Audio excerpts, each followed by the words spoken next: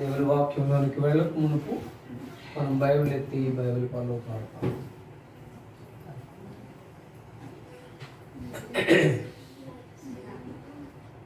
పఠింప శ్రేష్ఠ గ్రంథము బైబిల్, పఠింప శ్రేష్ఠ గ్రంథము బైబిల్, అనుదినం పఠించిన ప్రేమ తోడ నడుపును ఓ పఠింప శ్రేష్ఠ గ్రంథము Bible.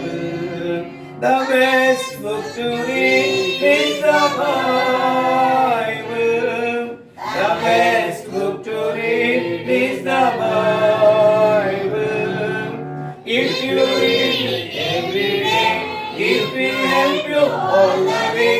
Oh, the best book to read is the Bible. ఈ యొక్క 3 దినాల ఉపవాస కూడి కొరకై కీర్తనల గ్రంథం 20వ అధ్యాయం మరలా అధ్యాయం అంతా మనం చదువుకుంటాం. కీర్తనల గ్రంథం 20వ అధ్యాయము అంత 9 వచనాలు ఉన్నాయి. మరి 20వ అధ్యాయం అంతా చదువుకుంటాం. కీర్తనల గ్రంథం 20వ అధ్యాయం అందరం కలిసి చదువుదాం. పాత నిబంధనల నుండి పేజీ నెంబర్ 461. కీర్తనల గ్రంథం 20వ అధ్యాయం మొదటి వచనం అందరం కలిసి చదువుకుంటాం చివరి వరకు. ఆపత్కాలము యెహోవా నీకు ఉత్తరమిచ్చును గాక, యాకోబు దేవుని నామమును నిన్ను ఉద్ధరించును గాక, పరిశుద్ధ స్థలములో నుండి ఆయన నీకు సహాయం చేయను గాక, సియోనులో నుండి నిన్ను ఆదుకొను గాక, ఆయన నీ నైవేద్యాలన్నింటినీ జ్ఞాపకం చేసుకొను గాక, నీ దహన బలులను అంగీకరించును గాక, నీ కోరికను సిద్ధింపచేసి నీ ఆలోచన యావత్తును సఫలపరచును గాక.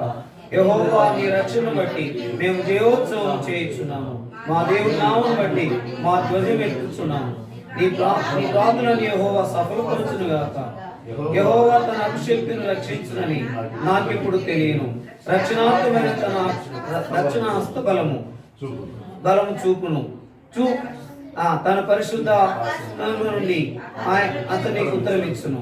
కొందరు రథమును బట్టి కొందరు గురువును బట్టి అతిశయపడుదురు. మనమైతే మన దేవుడని యెహోవా నామమును బట్టి అతిశయపడుదుము. వారు కృంగి నేల మీద పడి ఉన్నారు, మనం లేచి చక్కగా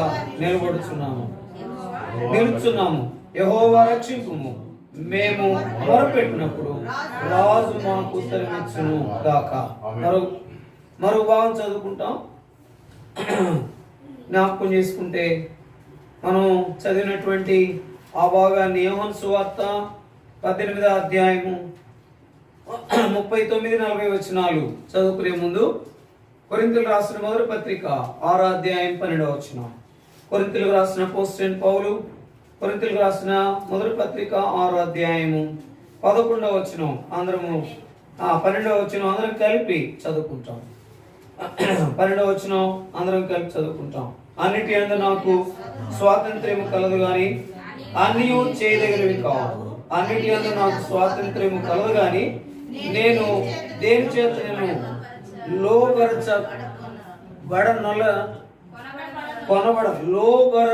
కొనబడనొల్లను ప్రభు సహాయం కొరకే ప్రార్థన చేసుకుంటాం. చదువుబడిన ఈ యొక్క లేఖన భాగాలను దేవుడు మన కొరకాయ దీవించును గాక. అందుకని ఈ యొక్క కీర్తనలు 20వ అధ్యాయం అంతా ఏం చెప్పాను? కీర్తనలు 20వ అధ్యాయం అంతా దేనికి సాదృశ్యంగా ఉంది? అది జరిగేది అనేది. మనము చేసేటటువంటి ప్రార్థన జరగాలంటే అక్కడ మనము ఏ విధంగా ఉన్నాము, ఎలాగ ముందుకు కొనసాగుతున్నాము, ఏ కోరిక కలిగి ఉన్నాము మనము జ్ఞాపకం చేసుకునే వారంగా ఉంటున్నాము. మొదటి దినములో మన కోరికను ఎలాగుందో దాన్ని బట్టి మనం ముందుకు వెళ్ళే వరంగా, ఆశీర్వదించబడే వరంగా, లేకపోతే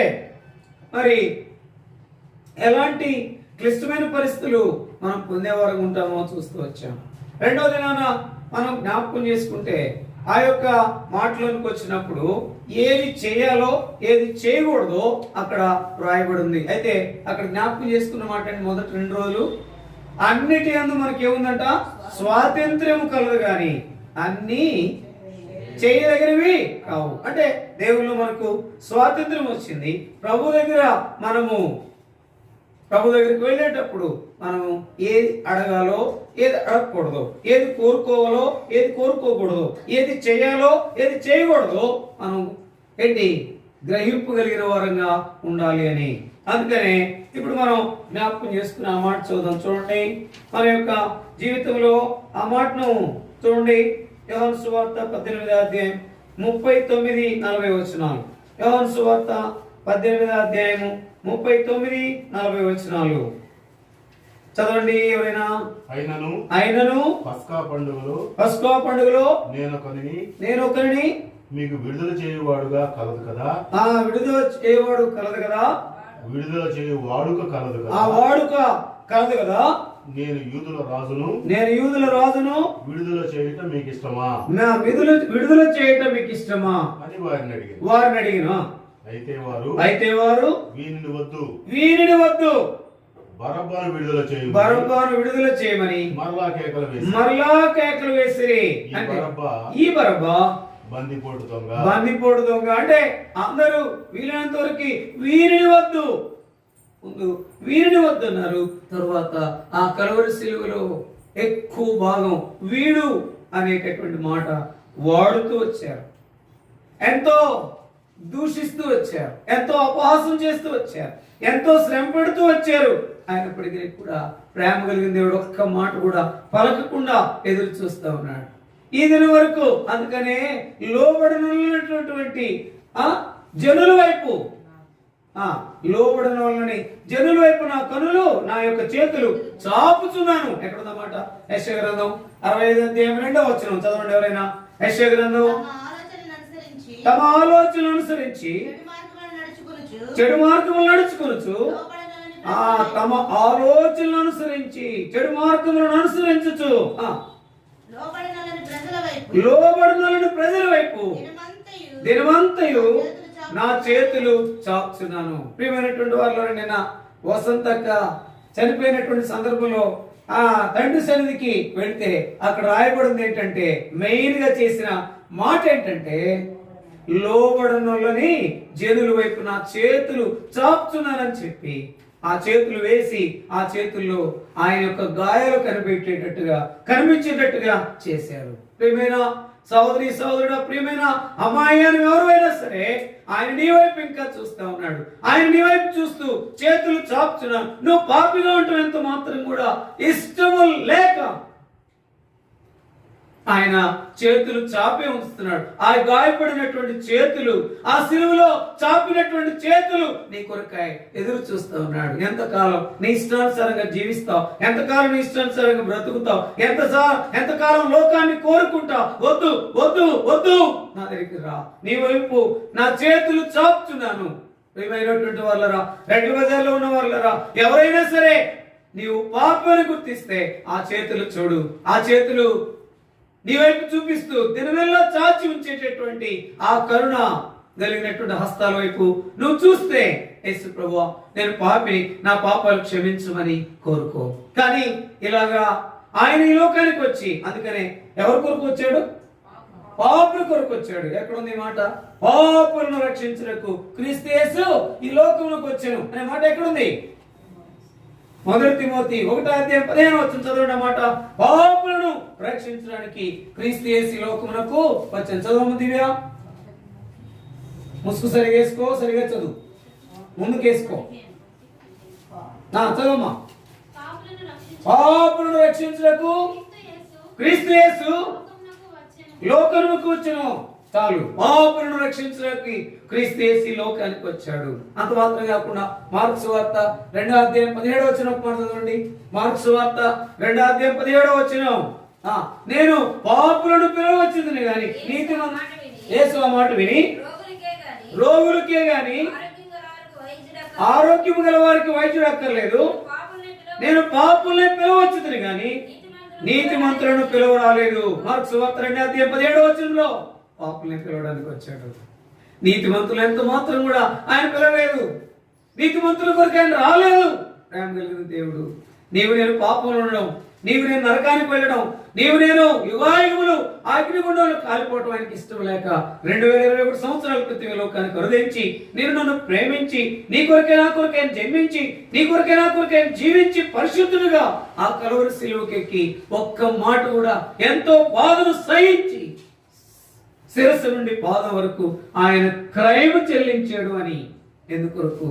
నిన్ను నన్ను ప్రేమించి, ఎందుకొరకు నీవు నేను పరిశుద్ధంగా ఉండాలని, ఎందుకొరకు నీవు నేను వర్ధిల్లాలని, నీవు నేను నిజమైన కోరిక కలిగిన వారముగా ఆయనలో ఉండాలని.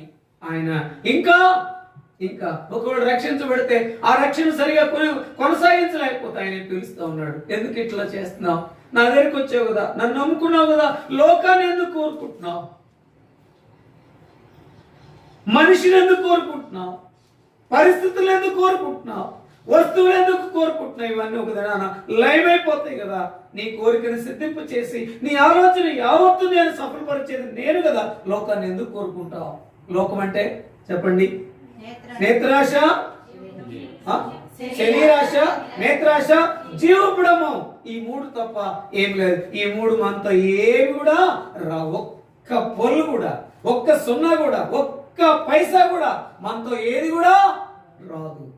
అందుకని ప్రియులారా జ్ఞాపకం చేసుకుంటే వచ్చేవి ఏంటి అంటే మనం తర్వాత చూస్తాం. అయితే ప్రియమైన వాళ్ళరా, ఇంకా ఒకవేళ నీ ఇష్టంలో లేకపోతే పాపములో జోగాడుతూ జురుకుంటూ పాపం తింటూ త్రాగుతూ ఒకవేళ ఉంటే ప్రేమ కలిగినటువంటి యేసుక్రీస్తు వారు, ప్రభువైన యేసుక్రీస్తు వారు నిన్ను పిలుస్తూ ఉన్నాడు. అయ్యా నా దగ్గరికి రా, నీకు నెమ్మది, శాంతి, సంతోషము నేను అనుగ్రహిస్తాను. ప్రయాసపడి భారం మోసుకొనిచున్న సమస్యలరా నా యొద్దకు రండి, దప్పిగల వాళ్ళరా నా యొద్దకు రండి, రండి మన వివాదము తీర్చుకుందాము అంటున్నాడు. కాబట్టి ఇటు మనకి ఆయన దగ్గరికి వచ్చావంటే నీకు శాంతి, సంతోషము, నెమ్మది, ఆనందము, ఆరోగ్యము, సంతోషము, నీ యొక్క ప్రతి ఒక్క అవసరత తీర్చేవాడుగా ఉంటా ఉన్నాడు. చెప్పే నేను కూడా నా జీవితంలో భయంకరమైనటువంటి పాపిగా ఉంది. అలాగే ఉన్నప్పుడు నేను ఎంతో క్లిష్టమైన పరిస్థితులు గుండా, ఎంతో నలిగిపోయే పరిస్థితుల్లో, పాపంలో ఉన్నప్పుడు, ఏమాత్రం నెమ్మది లేకుండా ఉన్నప్పుడు, పాపం వల్ల వచ్చే జీవితం మరణం. అయితే ప్రభువైన యేసుక్రీస్తు నన్ను నిత్య జీవమనే అనుభవంలో నాతో మాట్లాడినప్పుడు నా పాపాలు ఒప్పుకున్నాను. అప్పుడు నాకు కలిగినటువంటి విడుదల, శాంతి, సంతోషం, నెమ్మది. అంతకుముందు పాపంలో ఉన్నప్పుడు అందరూ త్రోసివేసే స్థితి, అందరూ నెట్టివేసే స్థితి, అందరూ తక్కువగా అంచనా వేసే స్థితిలోనికి ఉన్నప్పుడు ఎప్పుడైతే నా నిజ స్థితిని ప్రభువుకు చెప్పానో దేవుడు జ్ఞాపకం చేసుకున్నాడు. ఉన్నతంగా ఎవరి మీద ఆధారపడకుండా నా ప్రభు మీద ఆధారపడి ముందుకు వెళ్ళే గొప్ప ఆధిక్యతను దేవుడు ఇచ్చినాడు. ఈ రోజు వరకు అది నేను చెప్పగలను. నా నిజ స్థితిని ఎప్పుడైతే ప్రభు దగ్గర పెట్టానో అప్పుడు ధైర్యంగా నేను ఈ లోకంలో కొనసాగుతూ వచ్చాను, ఉన్నతంగానే కనబడుతూ వచ్చాను. అంటే అర్థం ఏంటంటే నా ప్రభు దగ్గర పూర్తిగా నిజముగా నా పాపములు ఒప్పుకొని నిజమైన అనుభవంలోకి వచ్చినప్పుడు నాకు దొరికిన సంతోషం అంతా ఇంత కాదు, చెప్పడానికి అది నేను వర్ణించలేను. అలాంటి ప్రభు ఇంకా లోబడినటువంటి జనుల వైపు ఏం చేస్తున్నాడంట? దినమెల్లా చేతులు చాపి చూస్తూ ఉన్నాడు. ఆ గాయపడిన చేతులు, ఆ యొక్క గాయపడిన కాళ్ళు, ఆ గాయపడినటువంటి దేహము, ఆ గాయపడినటువంటి ఆ యొక్క నుదురు, ముళ్ళకిల్లి కిరీటముతో మొదలుకుని పాదముల వరకు ఆయన గాయములతో స్వరూపమైనను సొగసైనను లేని వారిగా ఉండి ఆ సిలువలో వేలాడుతూ వీరేమి చేయించున్నారో వీరెరుగురు కనుక వీరిని క్షమించమని కోరుతూ వచ్చినాడు. ప్రియమైనటువంటి వాళ్ళరా, ఇంకా ఒకవేళ జీవితంలో యేసు ప్రభుని నమ్ముకోకుండా పాపములో నువ్వు కొనసాగుతుంటే, పాపాన్ని తింటూ త్రాగుతూ ఉంటే, నువ్వెంత త్రాగుబోతువైనా, నువ్వెంత జోదురమైనా, నువ్వెంత కోరికూరువైనా, నువ్వెంత భయంకరమైన గర్విష్ఠువైనా, వ్యభిచారమైనా, నువ్వెంత గొప్ప ధనవంతుడైనా, నువ్వెంత ఉన్నతమైనటువంటి ఉద్యోగం చేసేవాడు అయినా, బైబిల్ గ్రంథం, పరిశుద్ధ గ్రంథం, పావన గ్రంథం అది సెలవిస్తూ ఉంది నీవు పాపివి. అందుకనే ప్రియమైనటువంటి వాళ్ళరా, ఆయన నిన్ను నన్ను రక్షించడానికి లోకానికి వచ్చాడు. ఆ రక్షణ నాకు చెప్పే నాకు ఇక్కడున్న ప్రియులందరికీ దొరికింది.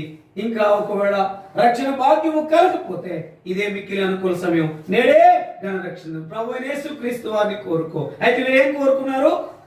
మీరు ఎవరు కోరుకున్నారు? బందిపోటు దొంగను కోరుకున్నారు. బరబ్బానే విడుదల చేయమన్నారు. వీడు మాకు కాదు అన్నట్లుగా చెప్పినారు. ఆ మాట చదవండి, ఎంత ప్రాముఖ్యం. చదవడం సుశీలం ఆ మాట. యోహాను సువార్త 18. అయితే వారు వీరిని వద్దు, బరబ్బానే విడుదల చేయమని. మరలా ఏంటంటే వీరిని వద్దు. ఇటువంటి వాళ్ళరా అందరూ ఆయన ఏం చేయమన్నారంట? వీరిని వద్దు. తర్వాత ఏ కేకలు వేశారట?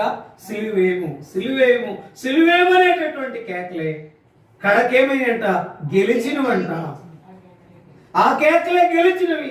చివరికి ఆయన సిలువుకు అప్పగించబడ్డాడు. సిలువకు ముందు నీ కొరకే నా కొరకే జన్మించాడు. సిలువకు ముందు నీ కొరకే నా కొరకే ఎంతో మాదిరిగా జీవించాడు, పరిశుద్ధుడిగా జీవించాడు. అందుకని నేను పరిశుద్ధుడైనట్టు మీరు పరిశుద్ధులై ఉండి రక్షించబడితే కాదు, కొనసాగితే కాదు. ఎట్టుండాలా? పరిశుద్ధంగా ఉండాలా, నీతిగా ఉండాలా, యథార్థంగా ఉండాలా, భక్తిగా ఉండాలా. ఆయన మీద ఆధారపడి సాక్షార్థంగా బ్రతుకుతూ రావాలా. ఏది కూడా నీతో నాతో రాదు. రాదు అంటే ఏంటది? డబ్బు రాదు, బంగారం రాదు, ఆస్తి రాదు, హోదా రాదు, ఉద్యోగం రాదు, రంగు రాదు, రావు. ఏంటి రావు? ఏది రాదు, ఏది రావు. కాబట్టి రావు, రాదు, రారు. కాబట్టి ఎవరు రారు? బంధువులు రారు, స్నేహితులు రారు, శ్రాభాషులు రారు, ఎవరు కూడా ఈ లోకంలో ఎంత గొప్ప ఆప్తులైన రారు. వచ్చేది ఎవరంట? వచ్చేది ఎవరంట? క్రియలే. వచ్చేవి ఏంటంటే ఒక్క క్రియలే. ఎక్కడుందన్నమాట? వాని క్రియలు వాని వెంట ఓ. ఎక్కడుంది? ఎక్కడుందన్నమాట? ప్రకటన గ్రంథం 14:13 చదవండి అన్నమాట. ప్రకటన గ్రంథం 14:13 త్వరగా అంతటా చదవండి అమ్మా.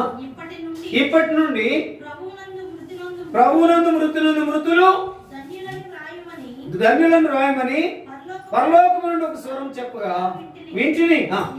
నిజమే, వారు తమ ప్రయాసములు మాని విశ్రాంతి పొందుదురు. వారి క్రియలు వారి వెంట పోవును. ఆత్మ చెప్తున్నాడు. ఎవరు చెప్తున్నారంట? ఆత్మ చెప్తున్నాడు. కాబట్టి వారి క్రియలు వారి వెంట పోవునని. కాబట్టి ఎక్కడికి పోవు? మన క్రియలు మన వెంటే ఉంటాయి. అవి మంచివైనా సరే చెడ్డమైనా సరే క్రీస్తు న్యాయపీఠం ఎదుట ప్రత్యక్షం కావాలి. ఇది ఎక్కడుందన్నమాట? 1 కొరింథీ 2 కొరింథీ 5:10 చదవమ్మా. ఎందుకనగా తాను జరిగించిన క్రియల చొప్పున అవి మంచివైనా సరే చెడ్డమైనా సరే దేహముతో జరిగించిన ఫలమును వాటి ఫలమును దేహముతో జరిగించిన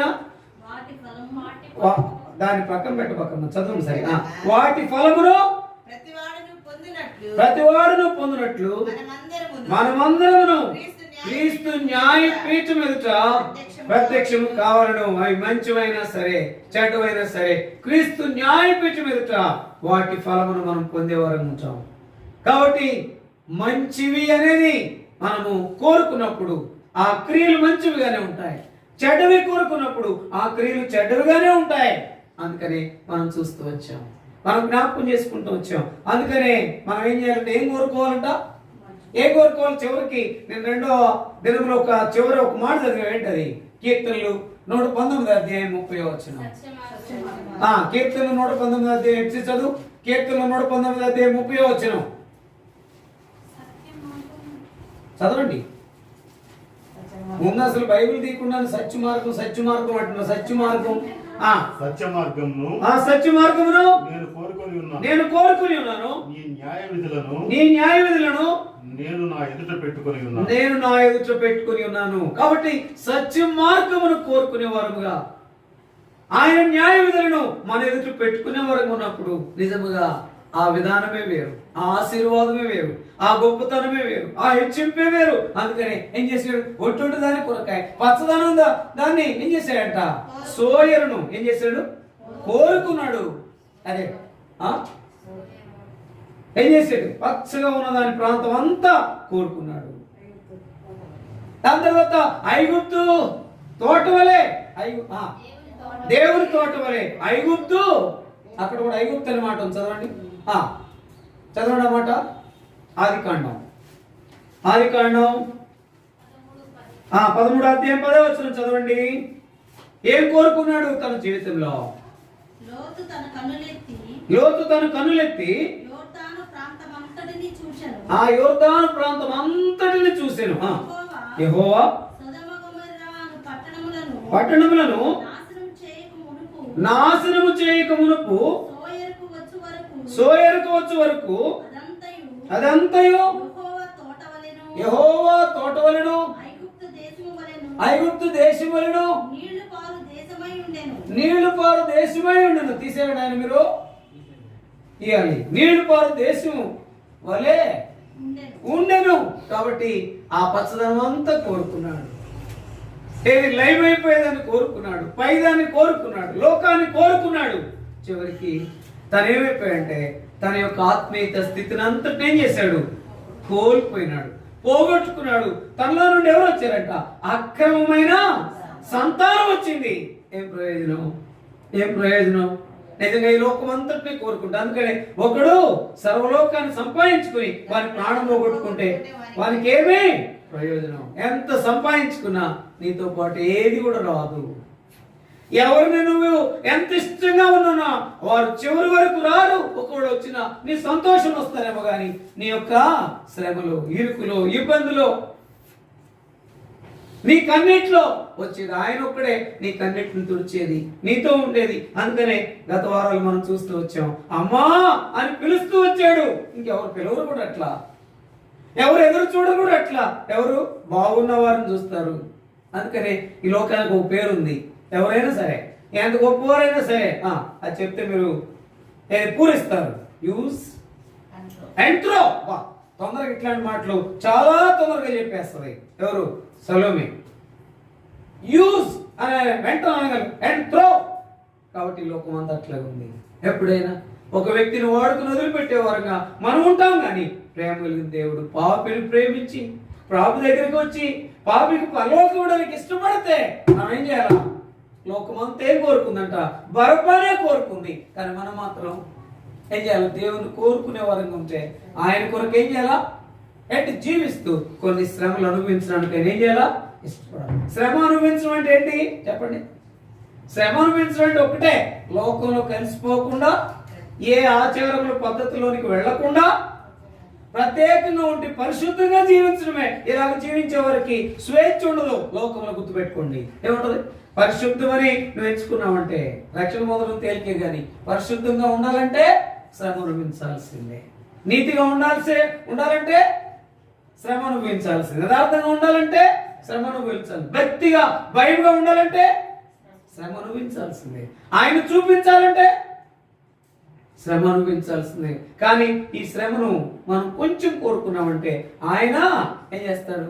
చదవండి. అందుకనే ఆయన ఏం చేస్తాడంటే ఎంత శ్రమ వచ్చినా, 6 బాధలు వచ్చినా, 7 బాధలు వచ్చినా దాన్ని సహింపగలిగిన దానికంటే ఎక్కువ నేను బాధ పెట్టడు. ఎక్కడుందన్నమాట? చదవమ్మా. 7 గ్రంథం 5వ అధ్యాయం 17వ వచనం త్వరగా. 6 బాధల నుండి ఆయన నిన్ను విడిపించును, 7 బాధలు కలిగినను తగలదా? చదవమ్మా. క్షామకాలమున మరణం నుండి, యుద్ధమున ఖడ్గబలము నుండి ఆయనను తప్పించు. అంటే ఎలాంటి క్లిష్టమైన పరిస్థితి వచ్చినా ఆయన కొరకు కొంచెం శ్రమ పడ్డామంటే ఆయన నీ పక్షాన నా పక్షాన కార్యం చేస్తాడు. అందుకని ఇది నా క్యాలెండర్ వాక్యం ఏంటి? ఎవరు చెప్పొద్దు. ఏంటి ఆయన? 54:10. యెషయా గ్రంథం 54:10. పర్వతములు తొలగిపోయినను, మెట్టలు తత్తను. చదవండి మాట. యెషయా గ్రంథం పర్వతములు తొలగిపోయినను. తీసి చదవండి. తీయండి. రాసుకున్నా బైబిల్ తీసి తీయండి. చదవండి ప్లీజ్. కాబట్టి అన్నీ చదువుతాడు. చదవండి. 54:10. యెషయా గ్రంథం 54వ అధ్యాయం 10వ వచనం. ప్రియమైనటువంటి వాళ్ళరా, నిజంగా జ్ఞాపకం చేసుకుంటే యెషయా గ్రంథం 54:10వ వచనంలో చదవండి. పర్వతములు తొలగిపోయిన ఆ పర్వతములు తొలగిపోయినను మెట్టలు తత్తరిల్లినను నా కృప నిన్ను విడిచిపోదు అని సమాధాన విషయమైన నా నిబంధన తొలగిపోదు అని నీ యందు జాలిపడు యెహోవా. అక్కడ ఆ మాట ఉంది కదా, అని నీ యందు జాలిపడి యెహోవా సెలవిస్తున్నాడు. కాబట్టి పర్వతములు తొలగిపోయినను మెట్టలు తత్తరిల్లినను నా కృప నిన్ను విడిచిపోదు. ఆయన కోరుకున్నామంటే ఎప్పుడు సమాధానమే, ఆయన కోరుకున్నామంటే ఎప్పుడు నెమ్మది, ఆయన కోరుకున్నామంటే ఎప్పుడు ఆశీర్వాదమే, ఆయన కోరుకున్నామంటే ఎప్పుడు ధైర్యమే, ఆయన కోరుకున్నామంటే ఎప్పుడు ఏ తక్కువ లేకుండా ఏం చేస్తాడు, నన్ను ఏంటి నిజమైనటువంటి అనుభూలో ఉంచి మనల్ని కొనసాగింపు చేస్తాడు. అయితే లోతు కోరుకున్నాడు తను జీవితంలో ఎంతో మరి నష్టాన్ని, అదే సమయంలో ఆత్మీయ పతనాన్ని, అంత మాత్రం కాకుండా సాక్ష్యాన్ని ఏం చేశాడు, కోల్పోయినాడు. ఈనాడు కొంత క్రైస్తవ మరి విధానంలో ప్రశ్నార్థకం ఉందంటే ఇది ఒకటి.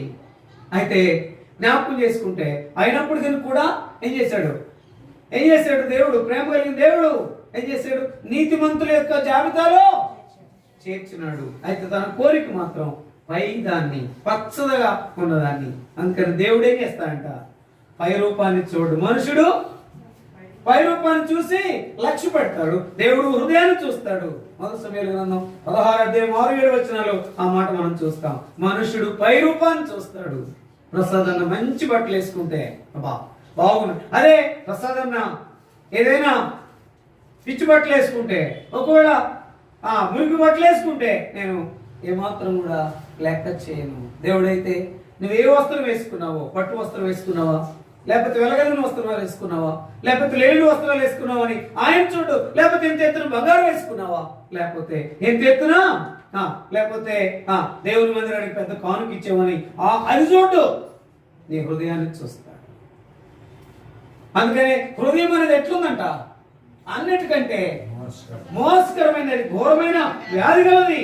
ఇర్మియా గ్రంథం 17:9. అందుకనే ఏం చేయాలంట, మన హృదయం అనేది ఎట్లుందో చెక్ చేసుకున్నామంటే చాలు. మొదటి దినం మనం చూస్తూ వచ్చాము. మనం జ్ఞాపకం చేసుకుంటే ఏంటి ఆ హృదయం ఎట్లుంది చదవండి. ఇలాగనాలంట, కోరుకున్న వారంగా, ఆయన కోరుకున్న వారంగా ఉన్నామంటే లోకంలో కలిసిపోకుండా నన్ను ఈ స్థితిలో ఉంచావు, ఈ స్థితిలో నేను ఉన్నానని చెప్పే వారంగా మనం ఉండాలంటే చదవండి అన్నమాట. కీర్తనలు 26:1-2.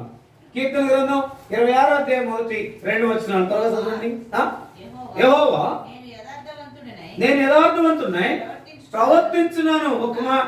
ఒక మాట అడుగుదాం ఏంటంటే, యెహోవా నేను యథార్థవంతుడనై ప్రవర్తించున్నాను అని వెంటనే అంటున్నాడు, నాకు తీర్పు తెచ్చుము. ఇంకెందుకంటే నాకు నువ్వు తీర్పు తెచ్చినా నేను ఎట్లున్నాను, యథార్థంగా ప్రవర్తిస్తున్నాను, ఏ మాత్రం భయం లేదు.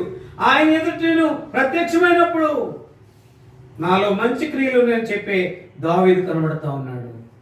కాబట్టి ప్రియులారా జ్ఞాపకం చేసుకుంటే చదవమ్మా, ఏమీ సందేహపడకుండా అబ్బా సందేహం ఇంక లేదు ఏంటంటే ఏమీ సందేహించకుండా యెహోవా యందు నేను నమ్మిక ఉంచున్నాను. ఇప్పుడు అని ఏమంటున్నాడు, ఇప్పుడు ఆ మాటలను చెప్పిన తర్వాత ఏమంటున్నాడు, ఇంకా గట్టి మాటలు, ఇంకా విలువైన మాటలు అంటున్నాడు. యెహోవా నన్ను పరిశీలించుము, నన్ను పరీక్షించుము, నన్ను పరిశోధించుము, నా అంతరింద్రియములను నా హృదయమును పరిశోధించుము, నా అంతరింద్రియములను నా హృదయమును పరిశోధించుము. ఈ ధైర్యం నీకు నాకుందా? ఉంది అంటే ఆయన కోరుకునే వరంగా, ఉంది అంటే పరిశుద్ధతను కోరుకునే వరంగా, ఉంది అంటే నిజంగా యథార్థత, నీతిని, భయభక్తులు కోరుకునే వరంగా. నేను ఎంతకాలం జీవించినా అది ముఖ్యం కాదు, కానీ నేను నీ కొరకు పరిశుద్ధంగా జీవించాలి. నువ్వు పరిశుద్ధమైన దేవుడివి, నా కొరకు వచ్చి పాపనైనా నన్ను ప్రేమించావు అయ్యా, నేను నీ కొరకు జీవిస్తా. రక్షణ పొందటం మాత్రమే కాదు, నీ కొరకు జీవిస్తా, లోతు వలె కాకుండా. అందుకనే మీరు ఎవరు సేవించదురో నేను నా ఇంటి వారిని యెహోవానే సేవించదు. మరి యెహోషువ వలె కోరుకుని ఆయన సేవించేటప్పుడు ఆయన నీకు నాకేమి తక్కువ చేయడు. అందుకని పిల్లరా ఏం కోరుకోవాలంట? సత్య మార్గాన్ని మనం కోరుకోవాలి. కోరుకుని ఏం చేయాలంట? ఆ న్యాయ విధుల్ని విడిచిపెట్టకుండా ఉండాలి. విడిచిపెట్టకుండా ఉంటే దేవుడు నీతో నాతో మాట్లాడతాడు. చూడండి, మనం జ్ఞాపకం చేసుకుంటే ఈ మాటలోనికి వద్దాము. పిల్లరా చూడండి మాట, ఇర్మియా గ్రంథం 2వ అధ్యాయం 13వ వచనం. త్వరగా ఇర్మియా గ్రంథం 2వ అధ్యాయం 13వ వచనం చదవండి. ఇర్మియా గ్రంథం 2వ అధ్యాయం 13వ వచనం. నా జనులు 2 నేరములు చేసి ఉన్నారు. జీవజలముల ఓటునైనా నన్ను విడిచి ఉన్నారు. తమ కొరకు తొట్లను అనగా బద్దలై బద్దలై నీళ్లు నిలవని తొట్లను తొలిపించుకుని ఉన్నారా? ఇశ్రాయేలు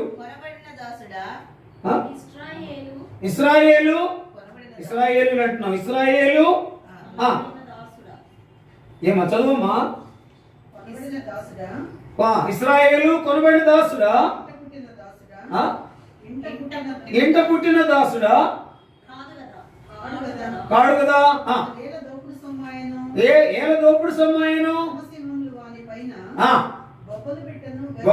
బొబ్బలు పెట్టెను గర్జించెను. పాడు చేసెను లేక పాడాయను. పట్టణముల వారు ఏంటంట? నీ నీతిని బద్దలు చేసిరి. నీ నెత్తిని క్షమించండి, బద్దలు చేసిరి. నీ దేవుడైన యెహోవా నడిపించుండగా నీవు ఆయన్ని విసర్జించుట వలన అబ్బా నీవు ఆయన్ని విసర్జించుట వలన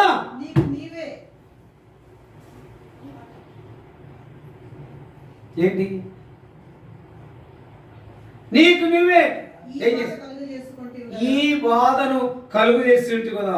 ఆయన విసర్జించడం, ఆయన కోరుకోకుండా విసర్జిస్తే ఈ బాధను కలుగు చేసుకుంటేవి కదా. అందుకని 13వ వచనంలో అంత స్పష్టంగా ఉంది. నీకు నాకు నిజమైనటువంటి జ్ఞానము కనువిప్పు కలిగేదాని కొరకే అక్కడ నిజమైన ఆ మాట చదవండి. 13వ వచనం ప్రసాదం చదవండి. నా జనులు 2 నేరములు చేసి ఉన్నారు. జీవజలము ఓటనైన నన్ను జీవజల ఓటనైన నన్ను విడిచి ఉన్నారు. ఆయన జీవజల ఊట ఆయన విడిచి ఉన్నారు. తమ కొరకు తొట్లను అనగా బద్దలై నీళ్లు నిలువని తొట్లను తొలిపించాలి. కాబట్టి ఈ లోకంలో ఉన్న వారందరూ ఏం చేశారంట? ఆయన్ని విడిచి అనేటటువంటి అనుభవానికి వచ్చారు. పేరుకి నాయకులే, పేరుకి సేవకులే, పేరుకి పెద్దలే, పేరుకి పరిచారకులే, పేరుకి విశ్వాసులే, గాని ఆయన విడిచి ఏం చేస్తారంట? తమ కొరకు ఏం చేస్తున్నారంట? అబ్బా సుఖభోగాలను అక్కడ అర్థం ఏంటంటే అది చేసుకుంటా ఉన్నారు. అసలు ఆయన దాన్ని కోరుకోకుండా, సత్య మార్గాన్ని కోరుకోకుండా, దాని తర్వాత న్యాయ విధులను విడిచిపెట్టని స్థితిలో కాకుండా విడిచిపెట్టి ఉన్నవారుగా ఉన్నారు. కాబట్టి హెర్మోనుగా మనం ఎట్లుండాలంటే ఆయన కొరకాయ నీతి మార్గాన్ని కోరుకుని జీవించేవారు ఉన్నప్పుడు ఆయన తప్పకుండా నీకు నాకు సహాయం చేస్తాడు. అనేక రకాలుగా ఆయన లేకుండా, నువ్వు ఆయనతో కాకుండా, ఆయన కోరుకోకుండా నువ్వెంత ప్రయాసపడినా ఏ విధానంలో నీకు ప్రయోజనం కాదు, నాకు ప్రయోజనం కాదు. ఆయన కావలసినప్పుడు మనకేం చేస్తాడంట? చూడుము, ఆకాశ పక్షులను చూడి అవి విత్తవు కోయవు, ఏం చేస్తాడంట? వాటిని పోషించువాడు ఆయనే. కాబట్టి నేను నన్ను పోషించేది ఆయనే. నువ్వేం భయపడద్దు. ఆయన కొరకే సత్య మార్గాన్ని నేను కోరుకునే వారు ఉన్నాం. చూడండి ఒక మాట, హెస్కేలు గ్రంథం 20వ అధ్యాయం 15వ వచనం చదవండమ్మా సుశీలమ్మ. హెస్కేలు గ్రంథం 20వ అధ్యాయం 15వ వచనం చదవండి. హెస్కేలు గ్రంథం 20వ అధ్యాయం 15వ వచనం.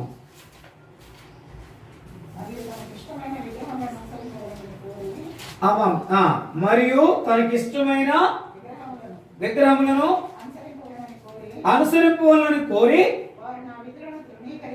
వారు నా విధులను తృణీకరించి నా కట్టడలను అనుసరింపక నేను నియమించిన విశ్రాంతి దినములను అపవిత్రపరచగా ఇచ్చేదని సెలవిచ్చినట్టు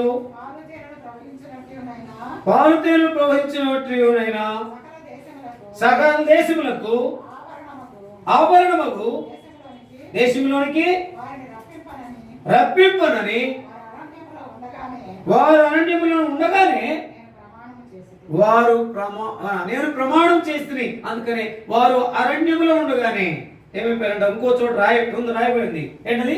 చదవండి ఆ మాట. అక్కడ ఉందమ్మా, రాలిపోయిన మాట ఉందా? సరే, అరణ్యములో ఉండగానే ఆయన ఏం చేశాడంట? ప్రమాణము చేసినాను. అందుకని అక్కడ ఇంకో చోట నిజంగా వాళ్ళకి ఎంత సదుపాయం ఇచ్చాడో, ఎంతగా సిద్ధపరిచాడు. వాళ్ళు కోరుకున్న వాటిని ఏదైతే కోరారో, మోషే ఏదైతే వాళ్ళ కొరకే ప్రార్థన చేశారో వారిని బట్టి మోషే యొక్క మొరవిని, ఆ యొక్క విజ్ఞాపన విని వాళ్ళకి అనుగ్రహిస్తూ వచ్చాడు. బండను చీల్చాడు. దాని తర్వాత నీరు రప్పించాడు, మన్నాను ఇచ్చాడు. నిజంగా అంత ఇచ్చిన వారు వెంటనే మర్చిపోయారనే మాట మనం జ్ఞాపకం చేసుకోవాలా. ప్రియమైనటువంటి వాళ్ళరా, మన జీవితంలో ఏమాత్రం కూడా ఆయన విసర్జించి, ఆయన త్రోసిపుచ్చి మనం ఏమాత్రం కూడా మేలు పొందలేము, ఏమాత్రం కూడా ముందుకు నెమ్మదిగా వెళ్ళలేము, ఏమాత్రం కూడా ఆశీర్వాదమైన అనుభవానికి రాలేము. ఒక మాట చదవండి, మనం జ్ఞాపకం చేసుకుంటే ఆ మాటలోనికి వస్తే నెహెమ్యా గ్రంథం 9:17 నెహెమ్యా గ్రంథం 9:17 చదవము సలోమి. నెహెమ్యా గ్రంథం సునీత చదవం, లేకపోతే 9:17 వారు విధేయులవుటకు ఆ విధేయులవుటకు ఏమి లేని వారై, మనసు లేని వారు. ఇక్కడ చదువుకోండి, చెప్పిన ఆ మాటలన్నిటి కొరకే ఆయన కోరుకోకపోతే ఇలాంటివే ఉంటాయి. ఏంటి అక్కడ? వారు విధేయులవుటకు, అది విధేయులవుటకు మనసు లేని వారు. ఈ మాట చాలా సార్లు చాలా సంఘాల్లో, ఇక్కడ అనేకమైన చోట విధేయత లేక, విధేయత చూపించే మనసు లేక, చదువుమా, మనసు లేని వారై తమ మధ్య నీవు చేసిన అద్భుతములను జ్ఞాపకము చేసుకొనక ఏం చేశారంట? చేసిన అద్భుతాలు కొంతమంది ఏం చేసుకోరు, జ్ఞాపకం చేసుకోకుండా మనసులో ఏం చేస్తారంట? కఠినపరుచుకుంటారు. ప్రియమైన సహోదరి సహోదరుడా, ఆయన కోరుకోకుండా లోకాన్ని కోరుకుంటే నీ యొక్క మనసును కఠినపరుచుకుని విధేయత లేకుండా నీ ఇష్టానుసారంగా నా ఇష్టానుసారంగా ప్రవర్తించడానికి ఒక సాతానుడు ప్రేరేపిస్తాడు. అలా కాకుండా ఆయన మనం కోరుకునే వారంగా అనేక మంది పొరపాటు కోరుకున్నారు. అయితే నీ కోరిక నా కోరిక ఎలాగుంది? నీ కోరిక నా కోరిక నిజమైనటువంటి సత్య మార్గంలో ఉందా? నీ నా విధానము న్యాయ విధులు బట్టి అనే అనుగుణం ఉందా? మనం జ్ఞాపకం చేసుకుంటే విసర్జించి, లోబడక, మనసు లేక అనేటటువంటి మాటలు మన జీవితంలో ఉండక ఆయన వెంబడించే వారంగా మనం ఉన్నప్పుడు దేవుడు మన ప్రార్థన వింటాడు, మన ప్రార్థనకు జవాబిస్తాడు. నీకు నాకు ఏది కావాలో ఆయన అనుగ్రహిస్తాడు. చూడండి ఒక మాట మనం జ్ఞాపకం చేసుకుంటే యెహోషువ గ్రంథం 7:21 రమేష్ బ్రదర్ చదవండి. యెహోషువ గ్రంథం 7:21 త్వరగా. యెహోషువ గ్రంథం 7:21 తొందరగా. యెహోషువ గ్రంథం 7:21 దోపుడు సమయంలో ఒక మంచి షేనారు పై వస్త్రమును 200 తులముల వెండిని 50 తులముల ఎత్తుగల ఒక బంగారు కమ్మిని 50 తులముల ఎత్తుగల బంగారు కమ్మిని నేను చూచి వాటిని ఆశించి తీసుకుంటుని. నేను చూచి వాటిని ఆశించి తీసుకోండి. ఎవరైనా ఆశించి తీసుకున్నాడు. పెద్ద అయినా అవి ఎక్కువైన ఏం పెద్ద ఏం కాదు, ఒక మాటలో చెప్పాలంటే. ఇప్పుడు అలాగే చేయడాన్ని బట్టి, ఆశించిన దాన్ని బట్టి, దొంగిలించిన దాన్ని బట్టి, దాచిపెట్టుకున్న దాన్ని బట్టి ఏమైపోయింది? అన్ని దేశాలని, అన్ని స్థలాల్ని, అన్ని ప్రదేశాల్లో యుద్ధము వారు చేసి గెలిచారు. కానీ అక్కడ ఏమైపోయారు? ఓడిపోయారు. ఎందుని బట్టి? కేవలం ఆకాను చేసిన పాపాన్ని బట్టి. వీళ్ళరా చిన్నది ఆకానంటే ఆ హాయి ఎలాంటిదంట? చిన్న పట్టణమే, అన్ని పట్టణాలను జయించాడు. నువ్వెంత జయశీలుడుగా ఉన్నా ఒక్క చిన్న దాంట్లో కనుక లోపంగా ఉంటే నువ్వు ఏంటి? ఎంతో ఓటమి పాలు, పతనమైన స్థితి, తక్కువ స్థితి, నెట్టివేసేటటువంటి స్థితి, భయంకరమైన కఠినమైన శిక్షకు కారణమయ్యే స్థితిలోనికి వస్తాం. ఆ కానువలే కాకుండా ఆశించి లోకమంతా ఏం చేస్తాంట. అందుకని ఒక బయట ఒక పాట ఉంది, అది ఆశ చూపి మాయం చేసేటటువంటి లోకం అంట. నమ్మవద్దు నమ్మవద్దు ఈ లోకాన్ని, మాయ లోకాన్ని నమ్మవద్దు, ఆశించి మాయ చేసే మోసం చేసే అనే పాట ఉంది, మంచి పాట. నమ్మవద్దు నమ్మవద్దు అనేటటువంటి పాట. అందుకని ఆశ అనేది మాత్రం చాలా భయంకరమైంది. ఆశించినటువంటి ఆకారం చివరికి ఏమయ్యాడు? సరే అడిగినప్పుడు ఏమైనా ఒప్పుకున్నాడా? ఒప్పుకోలా. చివరికి ఏం చేశాడు? యెహోషువ ఏం చేశాడు? రాళ్లతో దాని తర్వాత పట్టుకున్న తర్వాత అయినా అడిగినప్పుడు ఒప్పుకున్నాడా? ఒప్పుకోలా. చాలాసార్లు లోబడక నీవేళ మమ్మల్ని బాధపరిచితివి, బాధపరచునగా ఇశ్రాయేలులందరూ అబ్బా ఇశ్రాయేలును బాధపరచునగా వాళ్ళందరూ రాళ్లతో కొట్టి ఏం చేశారంట? ఏం చేశారు? కొట్టిన తర్వాత అగ్ని చేత కాల్చి అబ్బా రాళ్లను పెద్ద కుప్పగా వేశారు. ఎవరి మీద? ఆ కారు మీద. పిల్లరా జ్ఞాపకం చేసుకో. కుటుంబము అంటే ఒక మాటలో. అలాగే ఇంకో చోట కనబడతాడు, ఆయన కూడా ఏముందని ఆశించి తెచ్చి పెట్టుకున్నాడు. ఎవరు? గెహాజీ. ఎక్కడుందన్నమాట? 2వ రాజుల గ్రంథం 5వ అధ్యాయంలో మనం చూస్తాం. ఆ మాట కూడా చదవండి ఒక మాట. 2వ రాజుల గ్రంథం 5వ అధ్యాయం 27వ వచనం. దివ్య చదువమ్మా. 2వ రాజుల గ్రంథం చదవమ్మా. దివ్య చదువు. ఎంత చదువు? కాబట్టి నయమాను కలిగిన కుష్టు నీకును నీ సంతతికి సర్వకాలము అంటియుండును అని చెప్పగా వాడు మంచు వలె తెల్లని కుష్ఠము కలిగి ఎలీషా ఎదుట నుండి బయటకు వెళ్ళాను.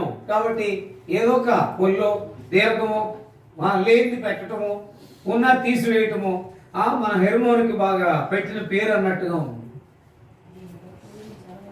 కాబట్టి జ్ఞాపకం చేసుకుంటే పిల్లరా, అక్కడ గెహాజీ ఆశించి తెచ్చి పెట్టుకున్నాడు. తెచ్చి పెట్టుకోవడం వల్ల నెమ్మది పొందాడా? దాన్ని ఏమన్నా అనుభవించాడా? దాన్ని ఏమన్నా పొందగలిగాడా? కాదు. తర్వాత కుటుంబం అంతటికి ఏముందంట? ఆయన అన్యుడు వచ్చేమో గత వారాలు అంతకుముందు చూస్తూ వచ్చే 3 నెలల ఉపవాస కోడికలో నయమాను యొక్క జీవితం. అన్యుడు వచ్చి ఏం చేశాడంట? నిజంగా కుష్ఠరోగాన్ని పట్టుకుని నిజమైనటువంటి శ్రేష్టమైన అనుభవాలకు వస్తే, ధన్యకరమైన జీవితంలోకి వస్తే అక్కడ సేవకుల దగ్గర ఉండి, ఎవరి దగ్గర?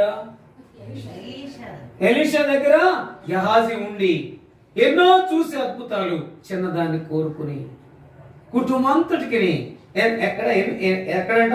తన తరము వారి తరములో. ఆ మాట కూడా సర్వకాలము ఏంటది? సంతతికి సర్వకాలము అంటి ఉండును. కాబట్టి నిజంగా దేవుని దాటి నువ్వేది ఆశించినా, దేవుని దాటి ఎక్కడికి వెళ్ళినా, దేవుని దాటి ఏది చేసినా దానివల్ల నీకు అపజయమే, శోధనే, వేదనే. అందుకని నా విశ్రాంతి దినం ఏం చేయాలంట? వారు పరిశుద్ధంగా చేయలేదు. అందుకని మనకి దేవుని బిడ్డలకు పరిశుద్ధ విశ్రాంతి దినమేది? ఆరాధన దినం ఆదివారం. దాన్ని ఎంత మాత్రం కూడా త్రోసిపెట్టుకో చేయొద్దు. జ్ఞాపకం చేసుకుంటే మనము ఆయన చేసిన దాని కొరకే ఆరాధించబద్దుమైన అలా ఉంటే, లోకాన్ని కోరుకుండా, వస్తువును కోరుకోకుండా, మనుషులను కోరుకోకుండా, పరిస్థితులను కోరుకోకుండా ఎంతవరకు ఉండాలో అంతవరకు ఉంటే ఆ విధానంలో దేవుని హైలైట్ చేస్తే దేవుని తప్పకుండా హైలైట్ చేస్తాడు. చేసి ఏం చేస్తాడంట? మన శత్రువు అయిన సాతాన్ని ఎవడు తరమకుండానే దుష్టుడు పారిపోతాడు. ఎక్కడుంది మాట? సామెతలు 20వ అధ్యాయము మొదటి లైన్ ఉంటుంది అన్నమాట. చదవండి అన్నమాట. ఎవడు తరమకుండానే దుష్టుడు పారిపోతాడు. చదవండి. సెలవు చదవమ్మా. లేక ప్రసాదం చదవండి. సెలవు చదువు. చదువు ఇచ్చి. ఎవరును తరమకుండానే దుష్టుడు పారిపోవును, నీతిమంతుడు సింహంవలే. నీతిమంతుడనుందా? నీతిమంతులనుందా? నీతిమంతులు సింహంవలే ధైర్యంగా ఉంటారు. ఎవరైనా సరే ఏ స్థితిలో ఉన్నా. అందుకనే మనం పర్వతములు తొలగిపోయినా, మెట్టలు తత్తరిల్లినా నా కృప నిన్ను విడిచిపోదు. అంత మాత్రం కదా 17వ వచనంలో. అందుకని అధ్యాయంలో ఎన్ని వచనాలు ఉన్నాయి ఆయన? నాకేం తెలుసు, ఆయన ఎప్పుడు చదువునే క్యాలెండరే. ఎన్ని వచనాలు? యెషయా గ్రంథం 54వ అధ్యాయం 17వ వచనం చదవండి. నీకు విరోధముగా 17వ వచనాలు ఉన్నాయి. 17వ వచనం చివరిది. నీకు విరోధముగా రూపింపబడిన ఏ ఆయుధము వర్తిల్లదు. న్యాయ విమర్శలో ప్రతివానికి నీవు నేరస్థాపన చేసదు. అందుకొరకాయ మనం ఆయన కోరుకుందాం. నీ కోరికను సిద్ధింప చేసి నీ ఆలోచన యావత్తును సఫలపరుస్తాను. అందరూ బరపాన్ని కోరుకున్నారు. అయితే ప్రభువైన యేసుక్రీస్తులోకి వచ్చిన తర్వాత ఆయనలో నీ నా కోరిక ఉండును గాక. ఆయనలో పరిశుద్ధమైన జీవితాన్ని కోరుకునేటటువంటి అనుభవంలో ముందుకు గాక. అంత మాత్రమే కాకుండా ఆయనలో నిజమైనటువంటి సాక్ష్యం కలిగి ముందుకు వెళ్ళేవారంగా. అయ్యా నాకేమొద్దు నీ యొక్క పాద సన్నిధి, నాకేమొద్దు నీ సన్నిధిలో నేను ఎక్కువగా ప్రార్థించే అనుభవం, నాకేమొద్దు నీ యొక్క వాక్యాన్ని నీ విధులను పాటించే అనుభవం నాకు దయచేయమని మనం అడిగామంటే నీకేది కావాలో ఆయన అనుగ్రహిస్తూ నేను నడిపిస్తూ ఉంటాడు. అంత మాత్రం కాకుండా ఆయన ఏం చేస్తాడు? ఫలింప చేస్తాడు. అవి 2-3 మాటలు చూసుకుని మనం ముగిద్దాం. చూడన్నమాట.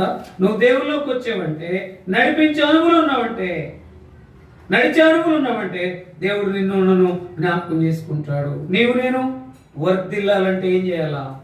చూడండి 122వ అధ్యాయం, కీర్తనలు 120వ అధ్యాయము 122వ అధ్యాయం 6వ వచనం చదవండి. యెరూషలేము యొక్క క్షేమము కొరకు ప్రార్థన చేయుడి. యెరూషలేమా నిన్ను ప్రేమించువారు ఏం చేయాలంట? యెరూషలేము కొరకు ఏం చేయాలంట? ప్రార్థన చేయాలి. అదే సమయంలో మందిరాన్ని, అంటే యెరూషలేము ఎవరిని చూపిస్తుంది? మందిరాన్ని చూపిస్తుంది. మందిరాన్ని ప్రేమించేవారు ఏం చేస్తారంట? వర్ధిల్లుతారు. కాబట్టి ఆయన కోరుకున్నావంటే నువ్వేం చేయాలా? మందిరాన్నే ప్రేమించాలా. ఈ లోకంలో ఉన్న వాటిని ఏమి కోరుకోవాక ప్రభు యొక్క సన్నిధిలో ఆయన వాక్యపు విధులు, ఆయన సన్నిధిలో ఆయన పాదపద్మాల దగ్గర ప్రార్థన, ఆయన సన్నిధిలో నీకు ఏది కావాలో. అందుకనే హన్నా కోరుకుంది. ఆ కోరిక కొరక ఏం చేసిందంట? బహుగా ఏడ్చింది. దాని తర్వాత ఆ కోరికను బట్టి నిజంగా దేవుడు ఆలకించి ఆ యొక్క ప్రార్థన విజ్ఞాపన విని ఎవరినిచ్చాడు? సమూయేలుని ఇచ్చాడు. సమూయేలు ఎంతో ప్రత్యేకంగా ఉన్నాడు. సమూయేలు అంటే అర్థం ఏంటి? సమూయేలు అంటే అర్థం ఏంటి? మనం జ్ఞాపకం చేసుకుంటే ఎన్నో పర్యాలు అలాంటి గొప్ప వ్యక్తి, అలాంటి గొప్ప ప్రవక్త బయటకు వచ్చినాడు. ఆయన ప్రముఖమైనటువంటి ప్రవక్తల్లో సమూయేలు ఒకడు. ఎందుకంటే ప్రభు కొరకు త్యజించి అన్నిటిని ఎదిరించి ఏం చేశాడు? ఎంతో సవాలు విసిరిన అనుభవం. ఒక మాటలో చెప్పాలంటే, ఒక మాటలో దాని తర్వాత గొప్ప ప్రవక్త అనే అనుభవానికి వచ్చినాడు. అయితే ఈ సమయంలో వచ్చినాడు బహుగా ఏడవడాన్ని బట్టి అక్కడ ఉన్నటువంటి ప్రతి పరిస్థితిని, ఆ మందిరం ఏమైపోయిందంట? పాడైపోయిన స్థితిలో సమయంలో వచ్చి మళ్ళీ ఏం చేశాడు? మందిరాన్ని యథాస్థితిలోనికి ఉంచినటువంటి స్థితి. చేశాడా? చేయలేదా? చేసినాడు. అంటే మన జీవితంలో మనం కూడా ఎక్కడైతే కుంటుపడిన స్థితి ఉందో, ఎక్కడైనా పాడైపోయిన స్థితి ఉందో మనం ఏం చేయాలంట? దాని కొరకై ఆ వ్యక్తుల కొరకు ఏం చేయాలా? ఏం చేయాలా? మందిరానికి వచ్చి బహుగా ఏడ్చి ప్రార్థన చేసేవారు ఉండాలి దేవుడు. కాబట్టి ప్రార్థన చేసేటట్టున్నాను, ఏడ్చేటట్టున్నాను మందిరానికి వచ్చి. అంటే మందిరాన్ని ప్రేమించేవారు వర్ధిల్లుతారు. చూడండి ఒక మాట, కీర్తనలు 92వ అధ్యాయం 13వ వచనం చూడండి. కీర్తనలు 92వ అధ్యాయం 13వ వచనం. యెహోవా మందిరములో నాటబడిన వారై దేవుని ఆవరణంలో వర్ధిల్లు. అంటే దేవుని మందిరంలో దానికి వచ్చి నా అనుభవం ఉంటే, ప్రేమించే అనుభవం ఉంటే వర్ధిల్లుతారు. రెండోది, దేవుని మందిరంలో నాటబడిన వారై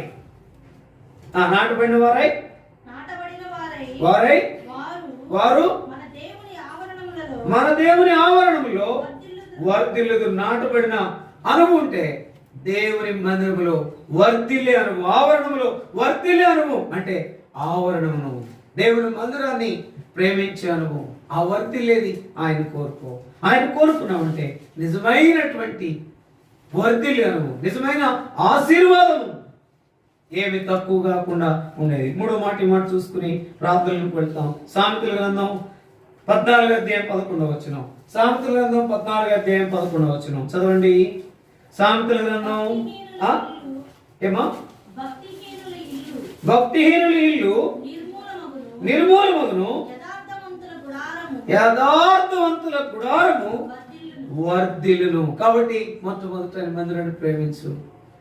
ఆయన ఆవరణలో నాటబడినటువంటి అనుభవంలో వర్ధిల్లు. మందిరాన్ని ప్రేమించి వర్ధిల్లు, నాటబడి వర్ధిల్లు, దాని తర్వాత యథార్థముగా ఉండి వర్ధిల్లు. కాబట్టి ఇలా ఉండాలంటే మనం ఆయన్ని కోరుకుని ముందుకు వెళ్ళే వారం ఉంటాం. ఉండినప్పుడు ఆ యొక్క స్థితి వేరుగా ఉంటుంది. నీవు నేను అన్నవలే కోరుకుని నిజమైనటువంటి ప్రార్థన చేసేవారు ఉందాం. దాని తర్వాత యెహోషువ వలె కోరుకుని నేను నా ఇంటి వారును యెహోవానే సేవించుదామని అనుగుణకు వద్దాం. దాని తర్వాత ఏమాత్రం కూడా లోతు వలె కాకుండా, ఏమాత్రము ఆకాను వలె కాకుండా, ఏమాత్రము గెహాజీ వలె కాకుండా ఆయన కట్టడలను విధులను అనుసరించి మనము ఆయనలో కొనసాగడానికి, ఆయనలో ఆశీర్వాదం పొందడానికి ఆయన కోరుకుందాం. అందుకనే ఆ మాట చదువుకుని మనం ముగిద్దాం. చూడండి, కీర్తన గ్రంథం 20వ అధ్యాయం 4వ వచనం. కీర్తన గ్రంథం 20వ అధ్యాయం 4వ వచనం అందరం కలిసి చూద్దాం. కీర్తన గ్రంథం 20వ అధ్యాయము 4వ వచనం అందరూ తీయండి. కీర్తన గ్రంథం 20వ అధ్యాయము 4వ వచనం తీసారు నాయన. 20వ అధ్యాయం 4వ వచనం. నీ కోరికను సిద్ధింపు చేసి నీ ఆలోచన యావత్తును ఈ విధంగా ఉంటే ఆయన సఫలపరుస్తాడు. ఆ మాటలన్నీ చదువుకోండి. గాక గాక అంటే అవన్నీ నెరవేరుస్తాడు, తీరుస్తాడు, ఇస్తాడు అనేది నీ కోరికను సిద్ధింపు చేసి. ఎవరు పిల్లలు లేని వారికి పిల్లలు, ఉద్యోగం లేని వారికి ఉద్యోగము, ఆదరణ లేని వారికి ఆదరణ, నెమ్మది లేని వారికి నెమ్మది. దాని తర్వాత వివాహం కాని వారికి వివాహము కావాలంటే ముందు ఆయన కోరుకో. ఆయన కోరుకోవడం అంటే ఏంటంటే, యేసు ప్రభువా నేను పాపినని చెప్పు. ఆయనలో నిలిచినటువంటి అనుభవం ఉంటే ఆయనలోని సాగిపో, లోకంలో పడిపోకుండా ప్రత్యేకంగా ఉండు. ఆ రీతిగా ఉండినప్పుడు నేను ఆ ప్రార్థన ఆలకించి ఆయన జవాబిచ్చి తీరుతాడు అని ఆ రీతిగా దేవుడు మనల్ని నడిపించి ఆశీర్వదించును గాక. మనం ప్రార్థనలో ప్రవేశిస్తాం. జ్ఞాపకం పెట్టుకోండి.